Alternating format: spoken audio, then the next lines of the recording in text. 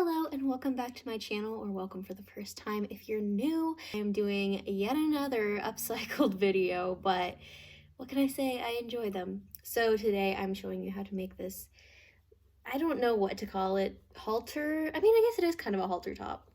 Halter top with a little ruffle. So that's what we're making today. If you want to know how to make it, then let's get started. Crop off the sleeves and then cut at the bottom for however long you want it to be. And to make sure the sleeves are even, I cut one off and then I just put it on the other side to use it as a guide.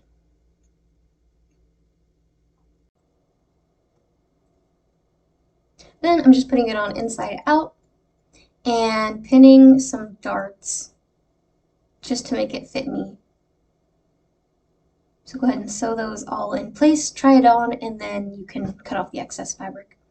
I'm then cutting the neckline as close to the collar as I can and then kind of tapering off.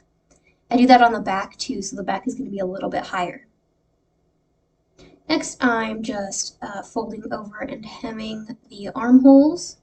You don't need to worry about the tops right now, just do the arm curve. And I've got it pinned and stitch it down. Next, I cut a little slit in the back and hem that. Then I'm going to fold over the top to make the casing for the drawstring. So I'm going to fold over a little tiny bit and then fold over, I'd say, 1/2 inch. This way you have a clean edge on the inside as well. You can see kind of what I'm talking about here. And sew that down and do that on the back as well. Next I just took a strip of t-shirt and stretched it out so it's a nice little string.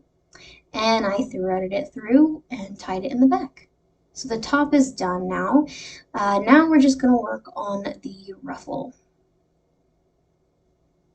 So I just cut the bottom hem just so I don't have to worry about hemming it, myself. So I just cut that.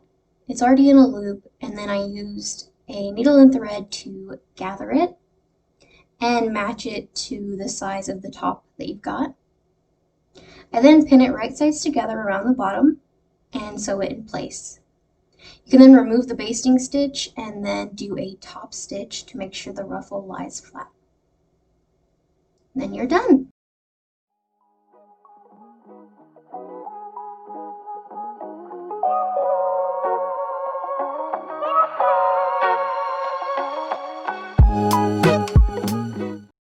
Alright, so as you can see, it's pretty straightforward, pretty simple.